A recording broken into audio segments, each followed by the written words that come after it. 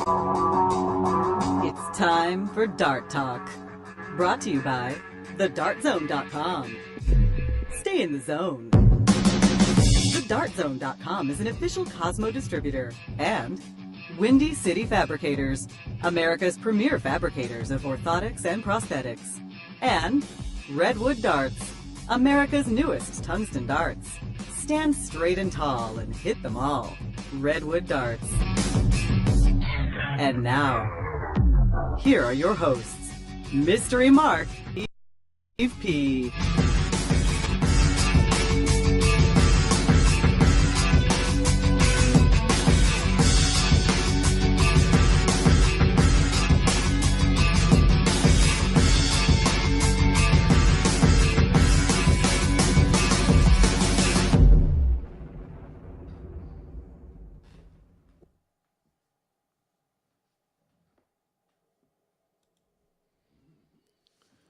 Okay, welcome to Dart Talk. Welcome. How's it going? Right under the wire. I'm rushing around. Dart Talk brought to you by the Dart Zone. Stay in the zone. TheDartZone.com is an official Cosmo distributor. Also, many thanks, Windy City Fabricators and Redwood Darts. I was going to do like a big Good Morning Vietnam, but yeah, I can't do imitations I like couldn't. that. I couldn't do that. It's just too depressing for words. I just sort of, did you read all the stuff people were writing about Robin Williams No, and I stuff didn't. like that? I saw a snippet that things, but I haven't read anything really.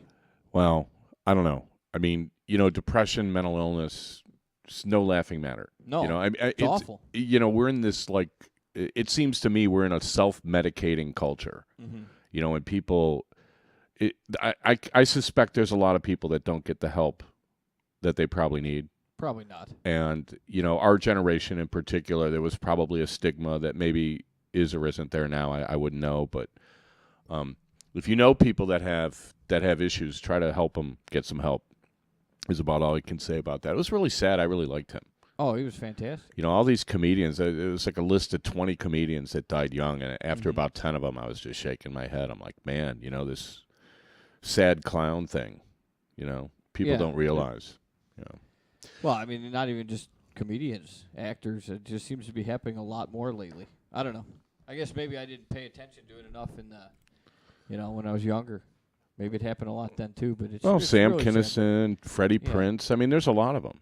Some of them. And the self-destructive behavior is huge. Right. Well, I think that's it's one form of doing it slowly or something. Mm-hmm. It's strange. I don't know.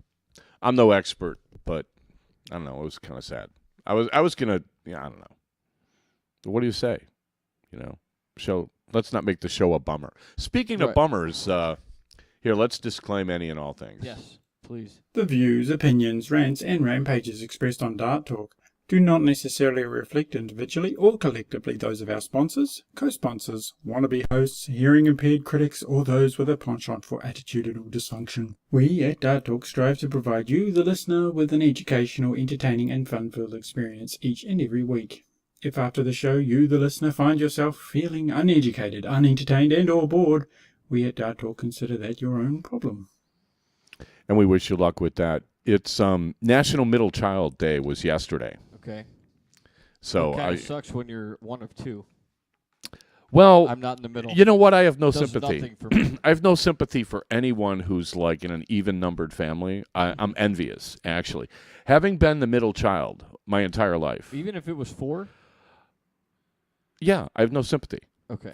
Because you have no middle child. Yeah, they're second and third. Nah, it doesn't. I know people with even-numbered children. It doesn't work that way. Okay. No, the perfect is 2. You have an oldest and a youngest. Those always get the youngest child gets spoiled, and the oldest child gets privileged. The middle child gets hosed. How are you the middle child? Well, if I'm number 4 of 7, that puts 3 above me and 3 below me. Okay, all right. That's what a middle child is. So first, you have to come from an odd-numbered family that has more than 3, and you have to or be 3 the or more. middle of the odd. Okay, I get it. So you don't see. You come from a family of 2. I have to define to you what a middle child is. Right. Middle children get hosed on everything. So I saw this thing, and But there's no middle children in an even-numbered family. Right. They're lucky. There's only one middle child. So we're a minority. So you're saying that minorities have no rights. So we're going to move to Missouri. Wow. right? Oh, I Well, don't think no, I'm I'm just saying that. well, Wow. no. Middle children get hosed. Middle Okay. children get hosed in every way, shape, or form you can imagine. How? You just got a day.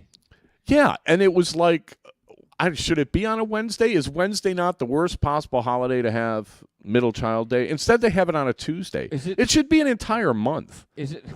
It should Middle Child Month is Is it what the 12th? That's the middle child day. it was yesterday. Okay, Yeah. but is it the 12th every year? Or I is it- haven't. I've or never is it heard of this just- before. Or is it just the Tuesday of the second week of August? I have no See, so idea. it won't always be on a Tuesday. Well, if it's not always the second Tuesday in August or Right. something, right? So you can't complain about it 5 So I years got a from now 1 when in it's 7 chance of actually having it on a Friday. day I want. Yeah. Okay. Well, I didn't see any signs up, hey, Middle Child Day, bar specials, happy hour. I saw nothing. No. This snuck up on me.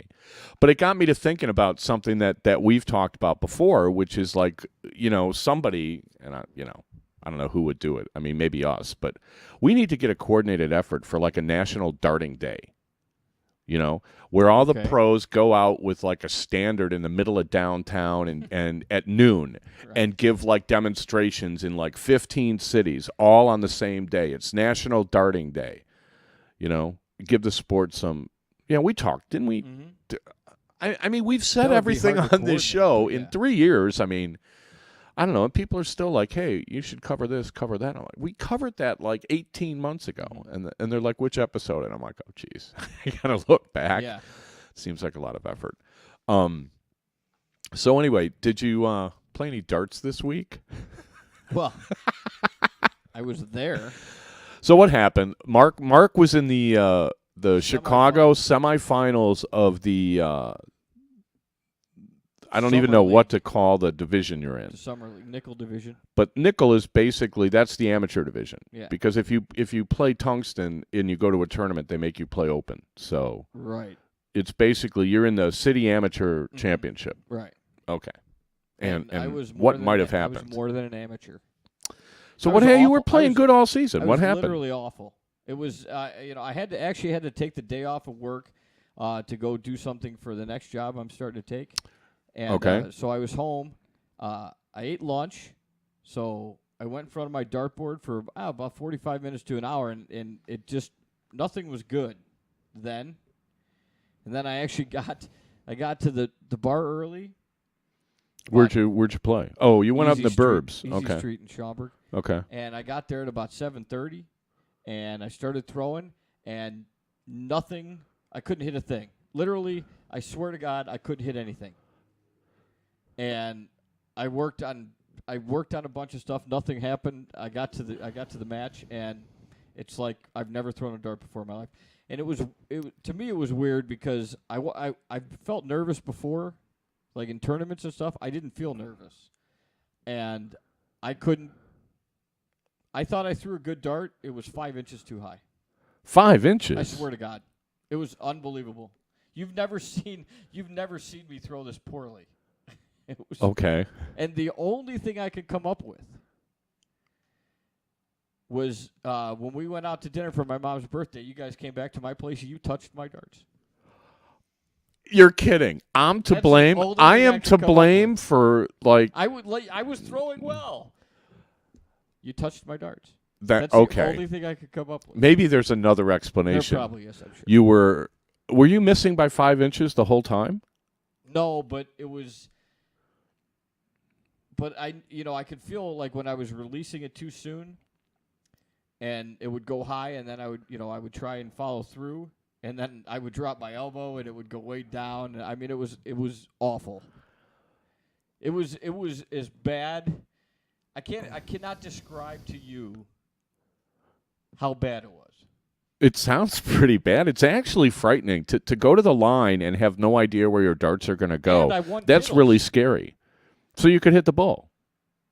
Only on the diddle, but then in a cricket match, I couldn't hit the bull. Wow. But that's so strange. Even the diddle I won, like one of the first 2 diddles that I won, when I released it, I didn't think it was in, and then I thought it was low, and it went in. I was like, "Wow, I hit the bull." Maybe you were too rested. You know, maybe you were too. There's only one other explanation I can think of. Which is? Well, I was thinking of Rory McIlroy. He was running around with some tennis player, and apparently, as soon as they broke up, he started winning majors. I mean, are you dating any tennis players lately, or? No, not that I know of. Okay, I don't know. She might have played tennis once in her life. But. Okay, I'm just saying. It's weird because I mean, I don't know how it could go away that bad. For 2 days, I've been wondering what happened. You have no idea. If I wish I could tell you I was nervous and that I just couldn't throw. Well, you could have been like tight and nervous and not admitting it to yourself and been like, no, I'm not nervous. I mean, but I felt nervous. I've been nervous in tournaments before. I felt it. Okay. And I had no feelings. Okay, so did you drag your team down to ultimate defeat? God, killed them. I swear to God. Wow, that's brutal. If I was not there, we had a better chance of winning. Wow, really? Swear to God. But you were the guy that got him there. Yeah. You were the guy that we got to get Mark, and we have a chance. And then you get him all the way to the semis, and then week before, like we were talking. Right. And then Bupkis. I mean, that's brutal. Worse than Bupkis. It was literally like I couldn't believe it. I mean, I'm flabbergasted. There's no change in whatever routine you were using before. Like, were you playing at home every day and then you stopped or something? Well, there's a little bit of change in my routine. Okay. But as opposed to me touching your darts, I would look at the change in your routine as being probably more influential in your lack of. It's possible, but all I can see is a broken hand on the bobblehead. So we got a new bobblehead. Check it out. We got this one lights up. How does this? Switch. Which way? It's for the first night game. Yeah. See, so they let there be light, and there's light. Right. So isn't that cool? Rick Sutcliffe. Doesn't look good on camera, but. Well, I guess maybe we're better off zooming in on the bobbleheads instead of us. I don't know. Hey, look. Not anymore, because Gail Sayers has broken it. Well, you're going to have to do something about that. I mean, I was warned that you break things, but, man, right before the show, you're breaking the bobbleheads. I mean, you need to bring in a White Sox bobblehead so I can. Apparently, I don't understand how you throw a dart and you're like you have no idea why it missed. That is something I cannot relate to, and I don't know if that's because of the way I threw like from almost day one. Maybe I don't know. Right? I mean, usually if I miss, I know why I missed. Actually, it was funny. I was playing in the four-man. Did we say this last week? I was playing in the four-man, and we were playing the guys. In the first round, we played the guys that had won it the year before. We get down to the third leg. Leonard Gates is on 138. He goes, trip 20, trip 18, whiffs on the double 12. I come up sitting on 64. I nail the trip 16 on my first start, and I go for the double 8, and I miss it by almost an inch. And park the next one right dead center in the double 8, and we won the match. And Danny Delfino was like, what was the deal with that second dart, huh? Yeah. And I'm like, no, that was a good miss. I'm like, that was like a semi-hook where, I took it back a little bit too far to the outside, which I do sometimes. So when I missed it that way, I'm like, okay, I know how to adjust off that because it's a miss that I've had before, and I know my own game to the point now where I'm kind of like, if I'm going for the left side of the board and I'm missing to the left, I can adjust off that, right? If I'm missing to the right and going for the right side of the board, I can adjust on that. I just couldn't adjust to it. I swear, it's so you can't fathom. I've been able to adjust before and misses. I couldn't adjust to it. I immediately after I practiced during the first match, and then I played the second match, and I immediately, because I wasn't going to play for 2 more matches after the one I lost in the second match, and I'm like, I got to figure out what's going wrong. So then, I just tried different things. Yeah. We've talked before, once you're at the board, you really can't fix it, they're either going in or not, even though I was so bad, I was trying. Yeah, it's weird. It's like, had you called me on your way to the match and said, hey, dude, like I warmed up at home and I literally couldn't hit anything, I just said, how long were you throwing at the board where you couldn't hit anything? I would have asked you that.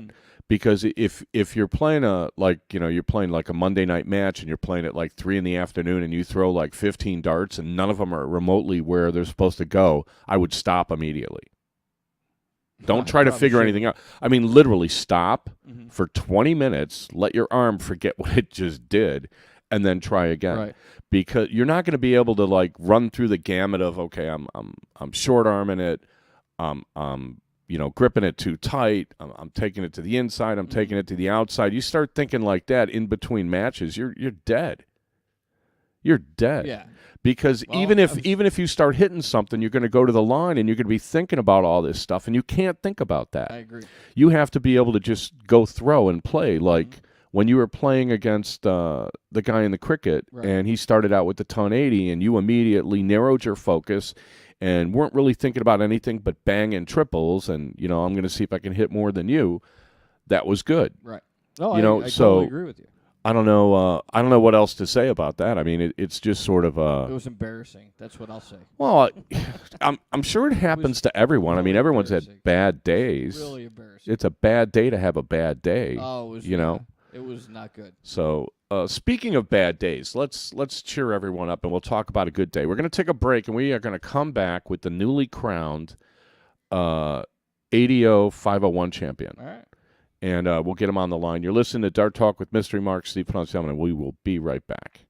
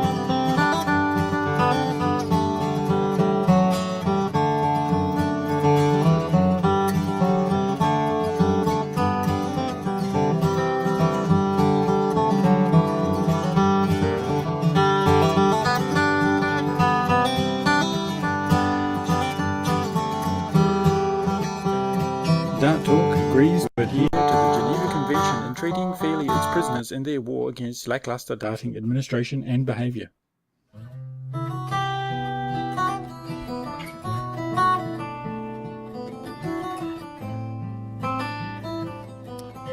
Okay, back for the second quarter of Dart Talk, brought to you by the Dart Zone. Stay in the zone. DartZone.com is an official Cosmo distributor. Also, many thanks, Windy City Fabricators and Redwood Darts. We're trying to get the newly crowned ADO National 501 champion on the line. His name's Dan Naylor. He's from Carolina, because that's how I roll.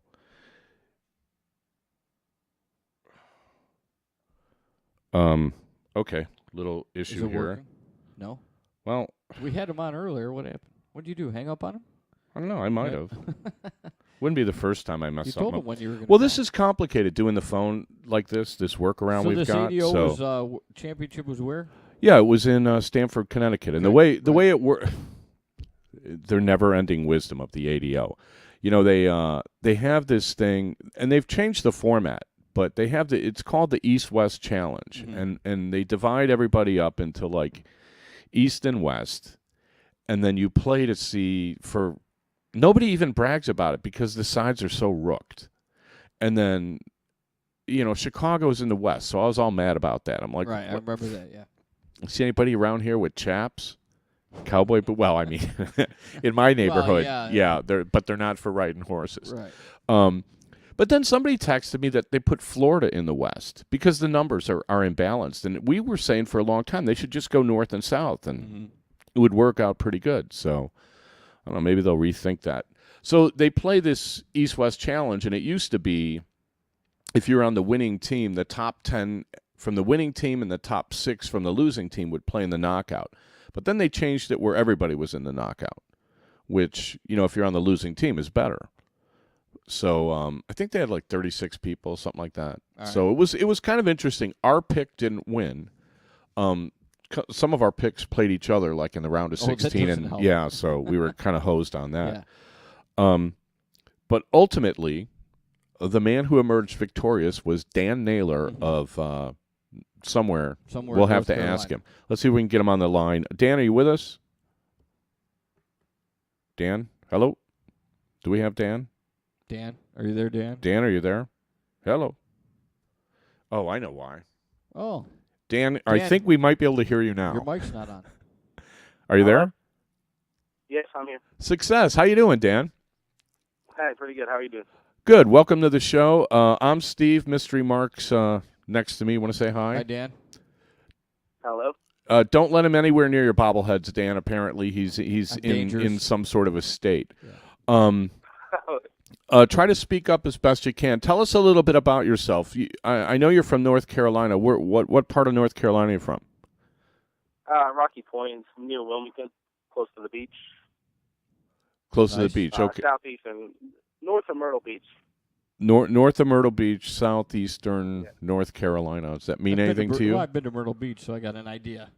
Okay. I like Myrtle Beach. If it's north of Myrtle Beach, I've got an idea. I thought Myrtle Beach was South Carolina. Yeah, it is. It is South Carolina. But it's very close to where I live. That's why he's in North Carolina. He's north of Myrtle Beach. Okay, is it like is Myrtle Beach at the top of South Carolina? I don't have a map around here, but okay. Well, Daniel, tell us how long have you been playing? About 8 years. About 8 years, and then who's there around you? I mean, there's no way on earth that you could have won a national championship just by kind of playing by yourself. I have lots of great players around here. I mean, Robbie Phillips and Brian Blake and Bob Dargan taught me how to play. Those are all phenomenal players, you know. Oh yeah, they're top-notch players. Yeah, they are.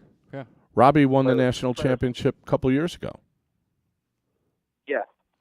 And I think Brian, I was talking to him in Nashville. He was like the #1 ADO points guy for like 2 years in a row, something like that. Those guys are all from North Carolina too? Yeah. Yes. So what did they say to you when you won? Were they sort of like surprised, or were they jealous? What was the deal with that? Oh, I don't know about all that. I mean, I know a lot of the guys. I only talk to the people that I know when I won. I mean, everybody was very gracious and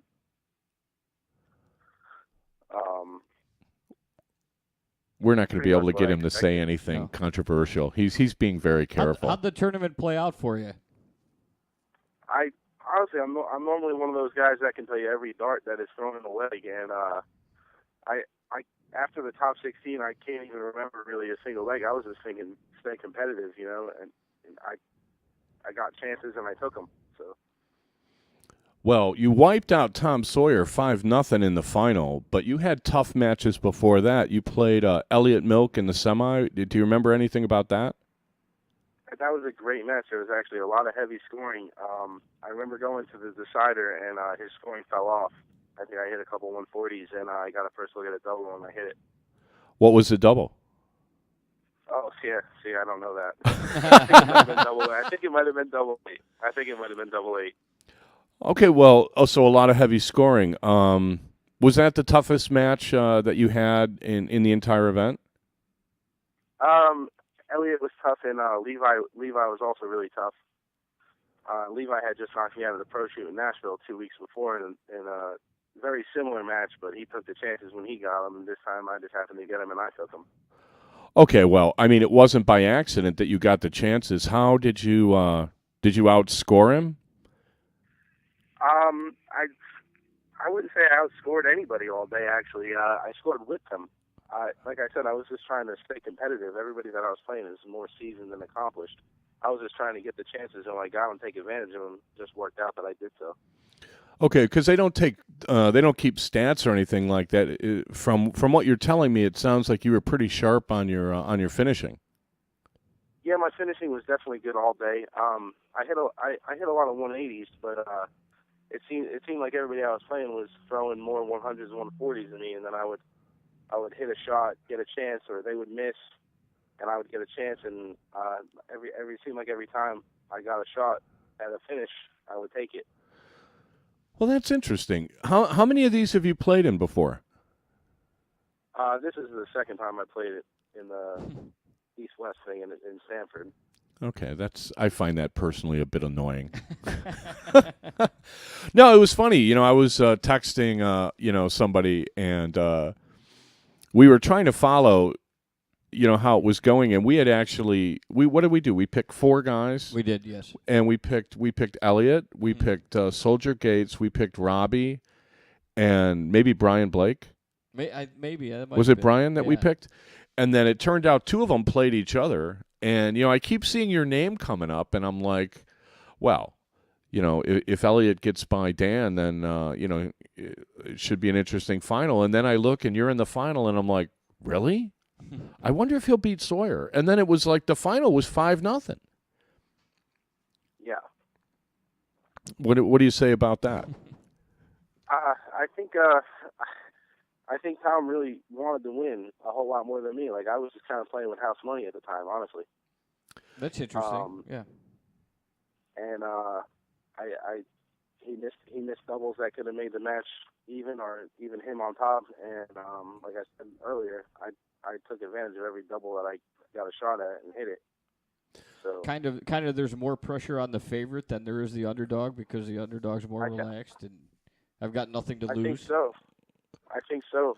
I think that's the way it worked. Because I've played Tom before. He's always fantastic, and he really played well until he got to the finishes then. So, like I said, I was fortunate and took advantage of the situation.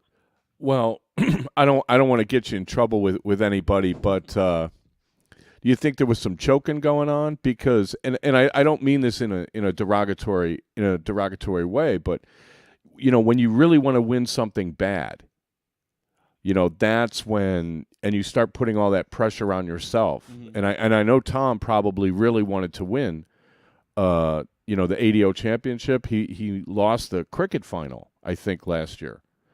And I remember him, I think he was 1 dart away from a perfect cricket game or something in one of these things and ended up losing in the final.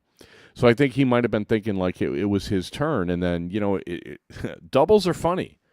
If you're not in the right frame of mind, they don't seem to want to go in. Mm-hmm. That's definitely true. I would never say somebody choked. I don't think Tom's the kind of player that would choke, but I think he wanted to win really badly. And maybe put a little too much pressure on himself and just didn't hit the shots that he's used to hitting. Yeah, I'm not calling anyone a choker, but people do choke from time to time. I've choked. Oh yeah, I've done it too. Yeah. Did anybody choke against you? Like I said, I think everybody I played had chances to beat me. Just didn't work out. Okay. He's a very polite young man. Well, it's a very good answer, I would say. I took a picture off your Facebook thing so people could see what you look like. So when they want to put a target on your back, they put it on the correct back. Well, thanks. I appreciate that. He's the guy in the background, right? Yeah. It looks like you've got a youngin' in the family. I do. I have a 2-year-old son. You look some of the pictures. You look like a real proud papa. Oh, I am. Yeah, that was actually, this is the first tournament that he ever came to with me. Nice. Oh, he came. Did he get to? Yeah, he came. Did he watch? No, he didn't watch that. He was with grandparents because I'm from Jersey originally, so he was with some grandparents when I was playing that. You got him throwing darts yet? He wants to, but he's too little. Yeah. Well, you got to get him like soft tip darts. They're lighter. Right. Yeah. He's got some soft tip house darts that he carries around the house. Oh, nice. Okay. I like that. I like the idea of a kid just carrying around a fistful of darts. I don't know if that's going to help if you've got like a small dog or expensive furniture, but I kind of like that. Draperies or anything, So Dan, let's back up a little bit. You said you've been playing for about 8 years. How did you? Well, okay. I'll tell you what. Can you hang on a second? We're going to take a quick break and come back, and I want to ask you how you got started in playing just in general, and kind of like the kind of path your career has taken so far. Sure, no problem. Okay, stay with us. Okay, we'll be right back. You're listening to Dart Talk Mystery Mark, Steve Poncelman, and we'll be right back.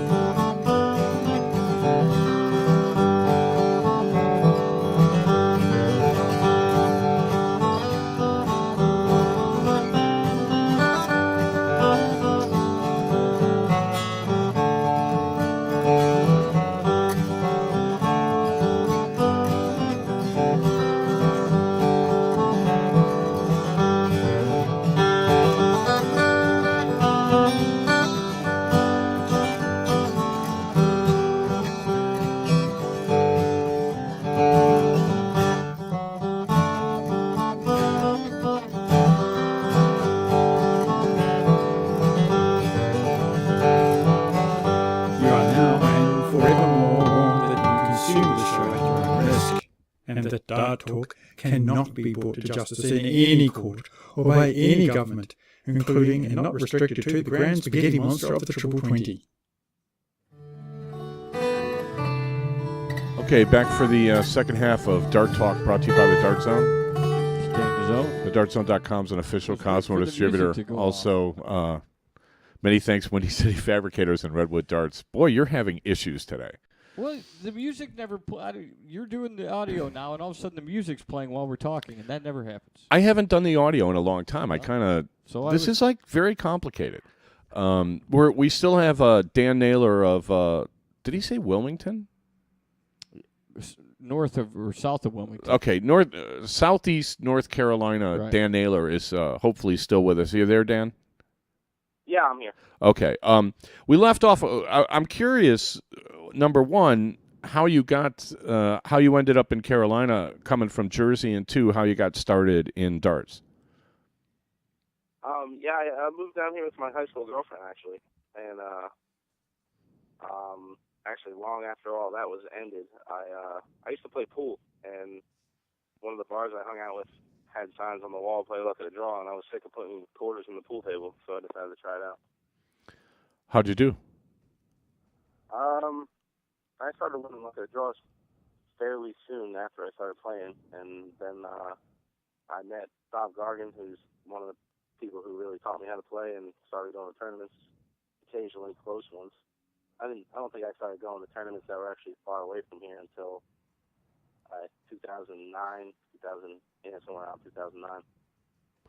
I mean, I had a hard time, to be honest with you, putting a face on the name. I know I've met you. I was in Charlotte once, and I think I've seen you somewhere, Huntsville or Nashville. You're running around with Robbie and Julie. And we met in Vegas. Was it Vegas? Okay. I knew we met somewhere. Well, these tournaments all sort of bleed together in your head at some point after a few years. Yeah, Bob Gargan's an interesting guy. He used to travel more than he does, but a fine player, a real adult, nice guy. Yeah. What kind of advice was he giving you? He just kind of took me under his wing, taught me how to play, really. I mean, and then I met Brian and Robbie and all these guys, and start playing darts with them on any kind of regular basis. You get good or you quit, pretty much. And they just really took me under their wing and wanted to play with me and show me the ins and outs of the game. And how often a night are you throwing? Or a week, I should say. I throw a couple nights a week, couple hours when I play. I used to play, 6-7 hours a day when I started, but that's kind of fallen off since I got the kid now. So. Yeah, that sounds familiar. So, Bob Gargan, Robbie Phillips, Brian Blake, that's quite a pedigree. That's quite a coaching staff you got there. Who's the best player among the three? Oh, and now? Yeah. Oof. I mean, Robbie and Brian are always tough for me to beat, and Bob doesn't play as much anymore, like you said, but, I mean, he still comes out and plays with me. But I guess it depends on the day between them, really. Are they better than you? I would say they all beat me more than I beat them for now. Yeah, that's a good answer. I mean, it's a very difficult question. Personally, I find it hard to gauge kind of like my game against other people's games. Do you have a hard time doing that?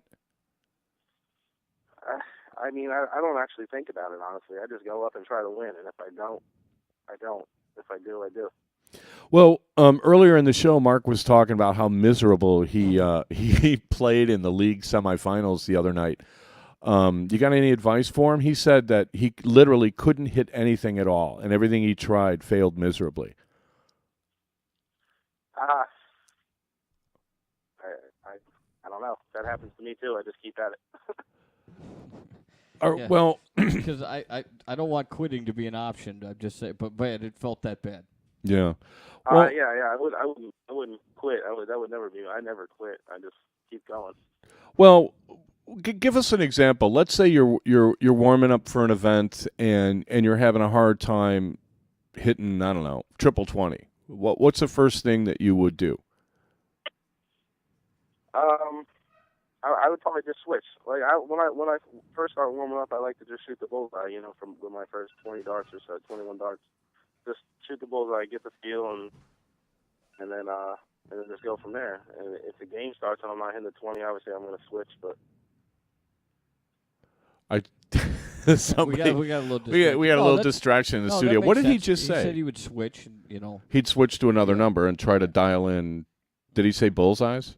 Well, he said he likes to start throwing out bullseyes and then when I'm warming up. When I'm warming up, I like to just get a feel. Okay. No, that's usually what I do too. Do you consider yourself like a field player or a technical player, or how would you characterize your own game? I definitely think I'm a field player and mental. I mean, the physical thing is going to be there, it's not. But when mentally I feel good, then I always play my best. Okay, by mentally feeling good, what does that entail? Just feeling confident, feel like they're going to go in. You know, when I throw them, they're going to go in. So that you don't always have that. When you have that, that's, I think, you know, when you got to take advantage of. Yeah, that was the frightening thing about your story, was you like literally saying, I have no idea where the darts are going. I mean, that's the complete opposite of confidence. It was. And It was. if you're not throwing with confidence, I don't see how you can succeed. Yeah. Well, no, I'm that's the pretty most much here to important tell thing. you can't. And we just had an in-studio guest. Nice, Yeah, now nice it's of him fun. to drop in. I hope that wasn't a bag of dog poop. Well, that was part of the confusion. Is when I was trying to call Dan, I got another call at the same time, and okay. I thought, did I accidentally dial that? It was Yeah. very confusing. I have no idea what happened. Sorry about that, Dan. Well, You're not somebody that travels a great deal outside of North Carolina. Is that true? no, I mean, I travel a lot. I go to Vegas every year. I went to Nashville this year for the first time. Connecticut, I've been there the last 2 years. That's basically the big ones I go to. And we have a lot of local tournaments here that I travel to. Okay. Do you? I know there's like Savannah, there's Charlotte, there's Myrtle Beach, there's Virginia Beach. I mean, those are all pretty easy for you to get to, I would think. Yeah, I go to Virginia Beach every year. I didn't go this year, actually. Something came up, and I go to Myrtle Beach every year. Obviously, that's an hour from my house. Yeah. So now that you're the national 501 champion, I mean, are people like buying you beers for the rest of your life or something? I mean, did you get money for winning, anything like that? I get the money for winning, but I mean, nobody but some close friends bought me a beer. So, I mean, that would be nice for beers for life. I'd take that over the money. I mean, Well, yeah, right. how much was the money? Some people were asking me about that, and I didn't think it was all that. $600. Yeah, I think it should be more like $5,000. I would think. National championship? Yeah. Yeah. I mean, Right. that's, I don't know.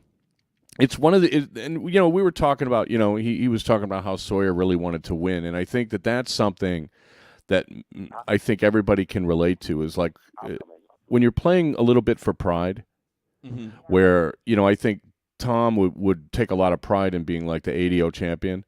I think that additional pressure can really mess people up. Doesn't seem to have messed Dan up very much. No. Because he didn't have he didn't put that pressure on himself. Well, no. See, he's got like that good attitude where I'm gonna play and see where I end up. I don't. Is that a fair way to characterize you there, Daniel? I think so. I'm pretty even keeled. I mean, I don't ever really get upset if I lose. I don't get super excited if I win. I mean, I just go play, and if not, I just wait for the next event. Right. Okay. Aside from the Mafia there in Carolina with Gargan and Blake and Phillips, what other players have you seen that you really admire, or that you've tried to emulate or really impress you, aside from me? Right. Of course. There's so many. It's not even funny. I couldn't even name a couple names. I mean, well, just list them with the shortest first. Do it that way. In stature or shortest name? Out of the players I've played recently, I think Bob Sinead's got to be one of my favorites. This class all the way around, and a phenomenal player. Maybe one day I'll get to beat him, but I'm not sure about that. Well, your game is similar to his. You know, he's kind of business-like. He goes about his business. Not a great deal of drama. Not a great deal of conversation. You know, he's pretty gracious and friendly to everybody, but you know, he's all about playing. You know, Bob is. You know, and definitely. It's amazing how he can. At his age and with the as much as he's accomplished, he seems to fly under the radar somehow. I don't know how he does that. Not mine. So outside of Bob, you want to name a few people? That way the people you don't name can be irritated with you? Soldier's been playing great recently. Every time I watch him, he doesn't seem to miss. I always like watching Ray play. Darren, obviously. There's plenty of great players that I get to watch all the time when I go out, and That's I'd interesting. like to be able to. Yeah, well, I mean, there are a lot of great players, obviously, and I'm kind of joking around. What is it you like watching about Ray? Sometimes he doesn't miss. That's pretty fun to watch. Okay, so you're okay. So, I mean, I'm kind of curious if you look at other players and you see something in their game you might want to try to emulate, or you're just kind of you're just impressed with the accuracy that they display, I guess, is what it sounds like. Yeah, I don't look at anybody's form or anything. I mean, I'm not going to change mine, so there's no reason to do that. I just like when they go in. That's fun to watch. Okay, That makes sense. he doesn't sound like a real. He doesn't sound like a real technical guy. Did Gargan help you like with your mechanics or anything, or have you always just been kind of like a natural, maybe from your pool days or something? I think the only thing he ever really told me was keep my foot on the ground. Oh, were you one of those boppers? Did you kind of spring up a little bit? I used to be. I try to cut it out now, but yeah. You still find yourself doing it from time to time? Oh yeah. Really? Yeah. Okay. You shouldn't do that. Yeah, I know. So what are your future plans now? Are you going to try to go to more tournaments? You're going to try to maybe get a sponsor? Are you going to try to enlarge your dart career at all, or are you just going to kind of look at the trophy and kind of smile and just keep doing what you've been doing? I'm gonna try to increase what I've been doing, but like I said, with the family at home, it's not always easy. So I'll play as much as I can. That's for sure. Awesome. Well, Dan, we appreciate. I'm sorry. Go ahead. It is my favorite thing to do, so I try to do it as often as possible. Well, I'm really happy for you. I hope things continue to go well for you. Right, and sounds great. Maybe I'll see you in Myrtle Beach. I mean, I don't know actually if I'm going, but it looks like they're going to move the one of the national ADO Nationals there next year. You got to be happy about that. Yeah, I did hear about that. That's good news. Easy for you to get to. Yeah, absolutely. Yeah. Okay. Thanks for coming on the show. You can come on anytime, Dan. You're always welcome, and we will. Good luck. We'll see you soon. Yeah, all the best. Yeah, thanks for having me, Steve. All right, thanks for coming on, man. And that was Dan Naylor from somewhere in Carolina. And we'll be back with the last segment of the show. You're listening to Dart Talk with Mystery Mark, Steve Poncelman, and we will be right back.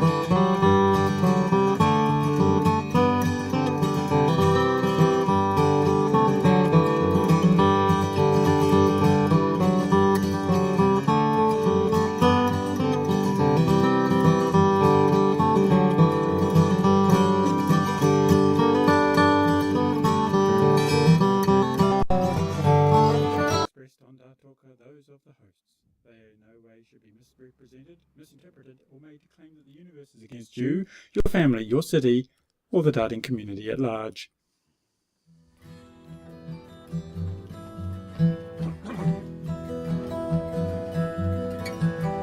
Okay, back for the fourth quarter of Dart Talk, brought to you by the Dart Zone. Stay in the zone. TheDartZone.com is an official Cosmo distributor. Also, many thanks, Windy City Fabricators, Redwood Darts, anybody traipsing into the studio to Right, drop stuff off in the middle of a show Walking and their then dog. texting me 18 times. I don't know. At That's least what the I was phone worried thing. about. At He least the walks- phone thing worked. He walks his dog in the studio, and then he leaves a bag on the desk, and I was kind of curious what's in the bag. Well, I mean, we do a live show, and I kind of like doing it live. I think it's fun, but it was a real challenge today. The website, by the way, everybody, is down for some GoDaddy reason. It'll be back up, I'm sure. And a little bit of news. They did have Players Challenge Series matches. Darren and Garrett French did not play, but Joe Cheney and A5K played. Okay. You were thinking that Joe would do pretty well there. Yeah, Joe won 10-2, Oh, averaged okay. about 85. And, I talked to both of them. I mean, it was the reports are actually on the website, which you can't get to right now. But if you go to darttalk.us, there's a little link toward the bottom, Players Challenge Series. You guys can read the reports. Also, I put the reports up from the Nashville matches where Ram Guevara beat Jim Widmer and Eric Gregory beat Ralph McCool. I guess A5K, well, he calls himself AVK. And I told him he should change it to a 5, and he didn't. So he got what he deserved, I'm thinking. Is that why? Well, I think so. Because the V's a Roman numeral 5 anyway. And it's I just get more, the it's more, concept. it's better. It's just, it's a better nickname. I don't know. Dan Naylor, I don't know what kind of nickname you could give him. He's Dan the Coffin Nailer.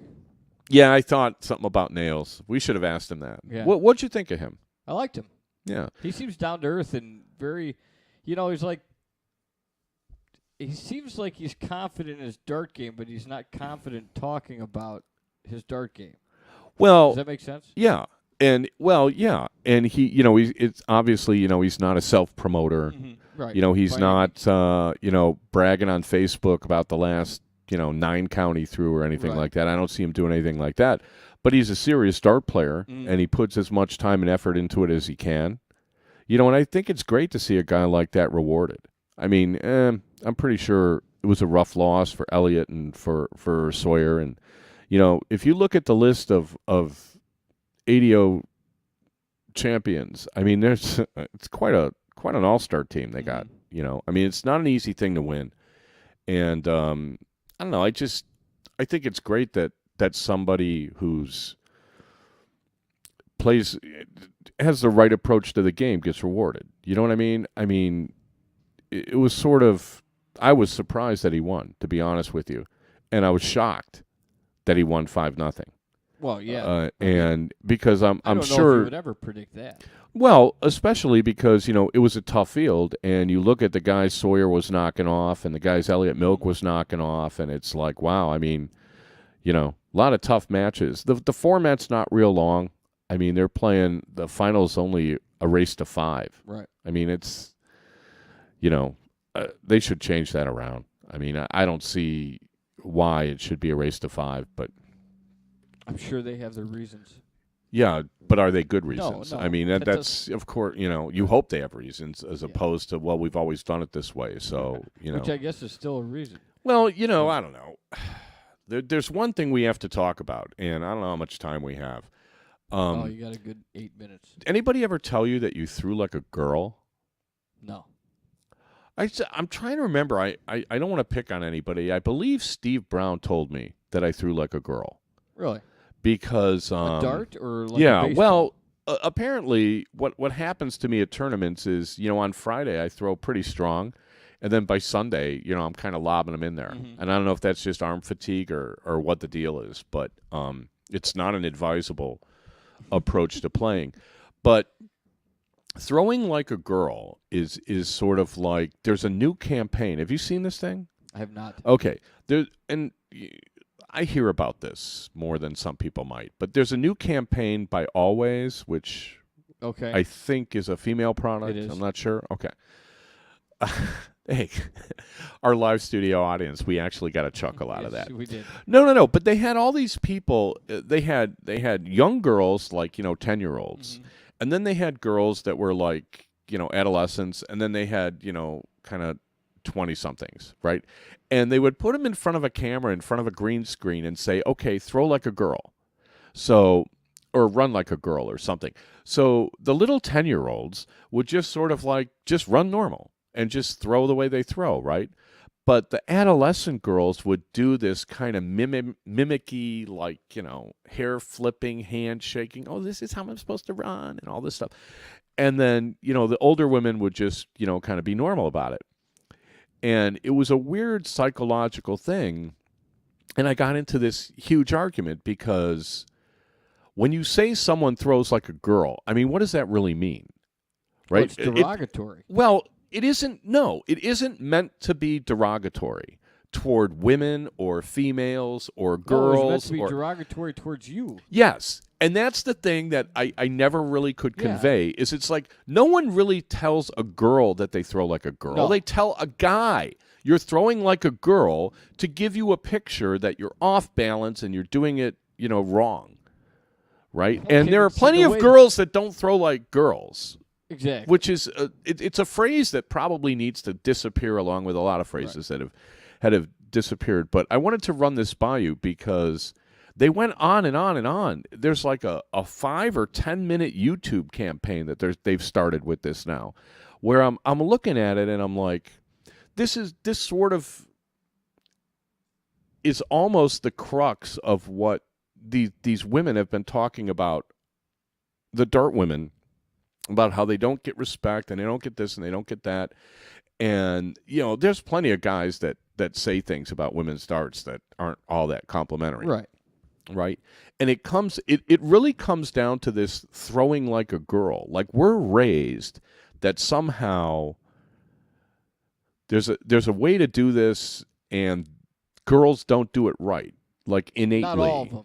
Innately. Right. Right? Yeah. And I don't know. I wanted to run this by you because I'm like kind of at my wit's end with this thing because I've been guilty of this, I mean, but I don't think I ever said to a girl, you throw like a girl. Well, no, because what happens is you're not going to say that to a girl that actually throws like a girl that doesn't necessarily have, like just from a baseball standpoint, say they don't necessarily have the athletic ability to throw. But when there's girls that are good athletically, you don't say, "Hey, wow, you throw like a guy." You just don't say anything. You just say, "Hey, you're good." I have. You know what I mean? Yeah.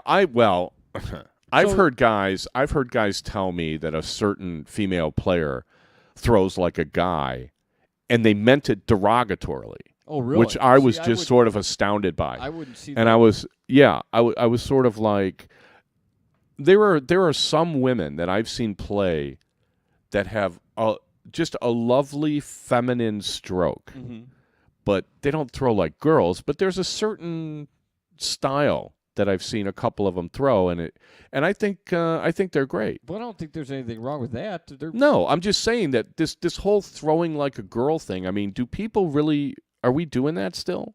Is this relevant? Because apparently it is. It's kind of news to me.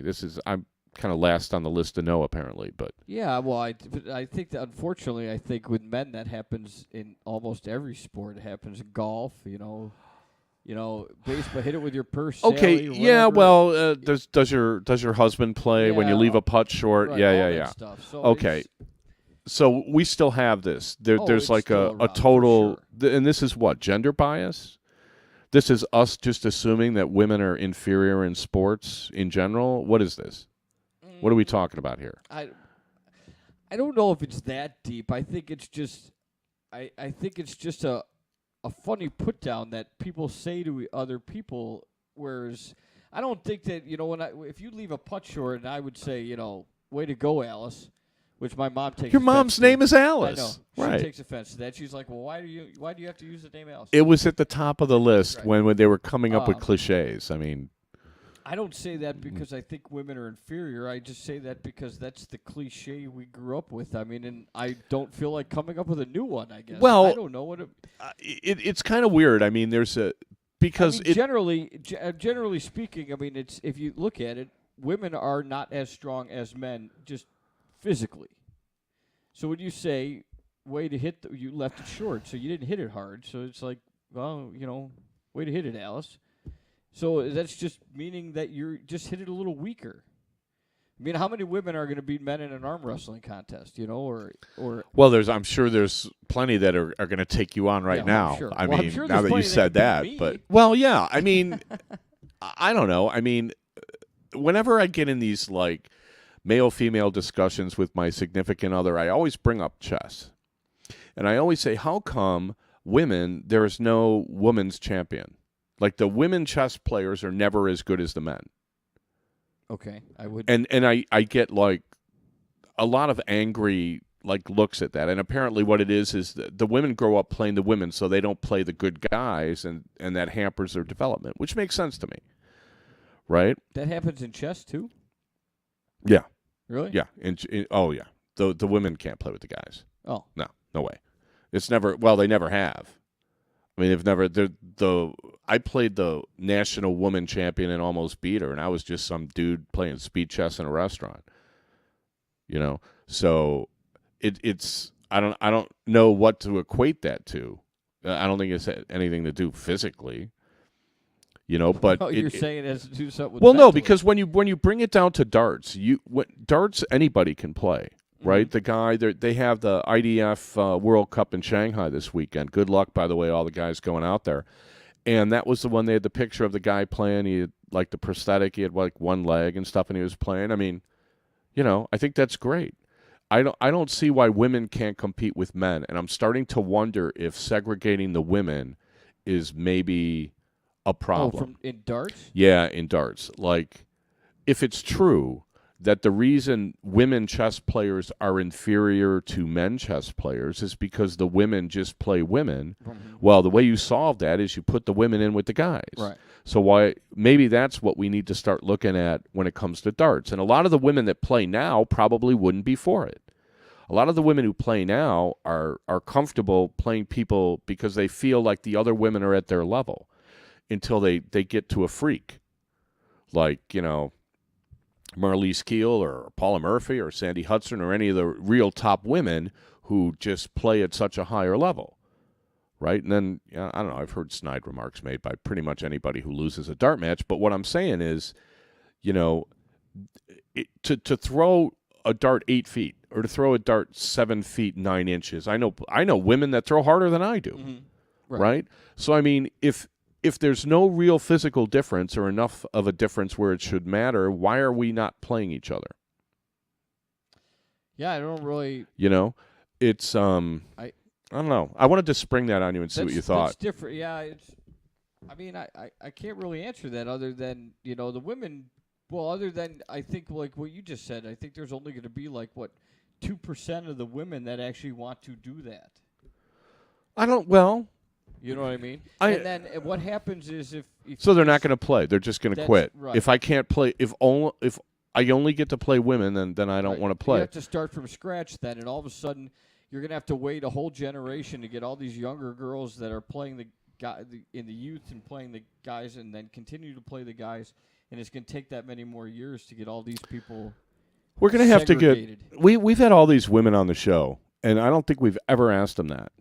So we're going to have to put somebody on the spot next week, and we're going to get a woman on here, and I want to expand this conversation a little bit because it's, we're all about growth and promoting the sport. And at some point, it's funny, Darts Live, they don't have a women's division. The PDC doesn't have a women's division. It's all about who can play the best. Mm-hmm. And if you're a woman, you can play. Right? I mean, there's been women that have won matches in the PDC. Stacy Bromberg won a PDC match. Brenda Roush won a PDC match. I'm sure if I'm forgetting anyone, I apologize. But, I mean, there are women that are better than guys. Right. It's not like the worst guy's better than the best woman or anything remotely like that. Mm-hmm. It's not even close to that. So I'm not sure why we're doing things the way we're doing it. And we talked about the Players Challenge Series, and we'll announce next week some upcoming matches.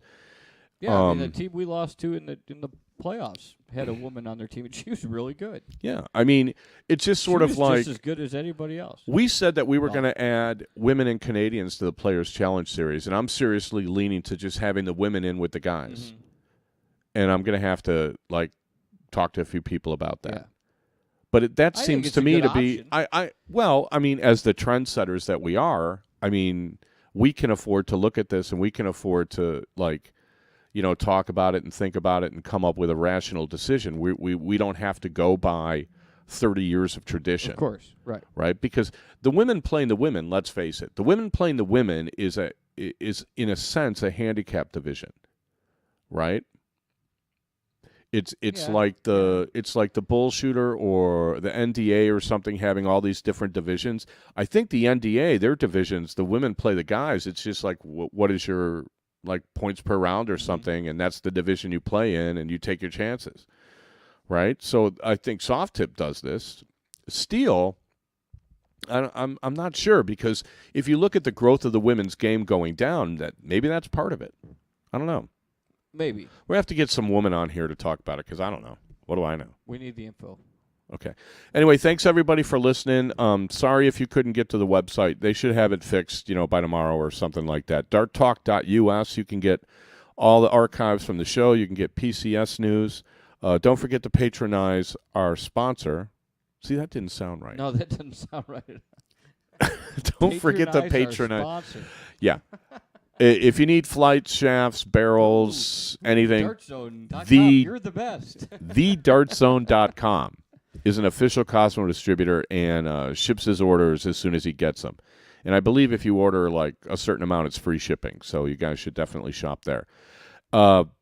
Stitcher.com, iTunes.com, TuneIn.com for the audio podcasts. I did a little research on these patent trolls that are trying to like sue podcasters. We're so in the clear. Okay, good. Yeah, so we're awesome. We lucked into that. I was nervous. Yeah, I'm sure you were. Anyway, thanks everybody for listening. We'll be back next week, the usual time, 8 o'clock Central, 9 o'clock Eastern, 6 o'clock Pacific. I don't know what time in England. And we will talk to you next week. Sounds Everybody good. take care.